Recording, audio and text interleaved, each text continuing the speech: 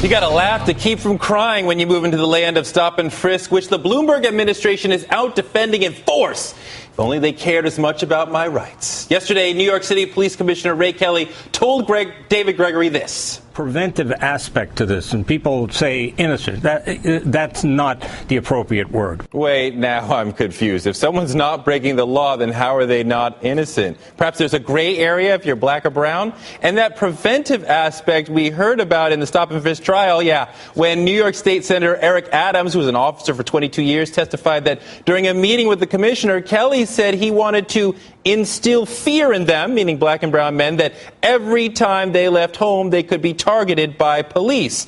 Now, Kelly officially denies having said that, but some black and brown men say they're more afraid of the cops than of muggers who can't throw them in jail on a whim.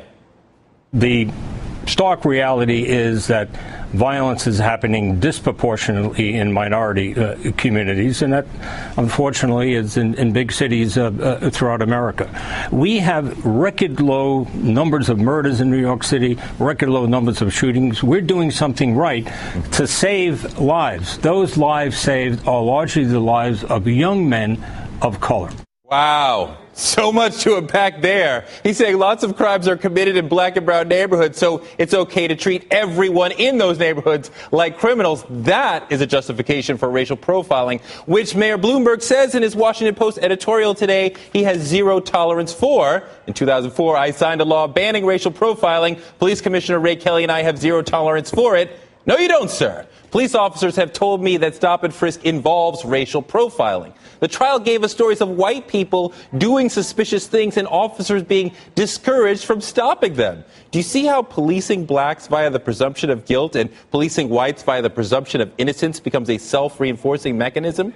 But apparently Bloomberg and Kelly care so much about black and brown men that they're willing to treat all of them as criminals in order to scare the minority who are criminals and thus save black and brown lives. How did I not understand that? It's for our own good. We should be thanking them for this. If a program like Stop and Frisk is abandoned, will people die? Well, I think, no question about it, violent crime will go up. And there's your fear-mongering. Ignore that other large cities have decreased crime without stop and frisk. Ignore that New York had a steep decrease in homicides before stop and frisk. Ignore that stop and frisk seizure rate for guns is 1/15%, which we could beat by doing random checkpoints. It's worse than random.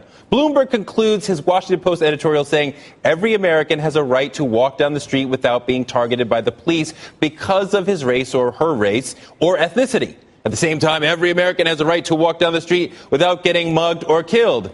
Don't black Americans have a right to walk down the street without getting mugged by police?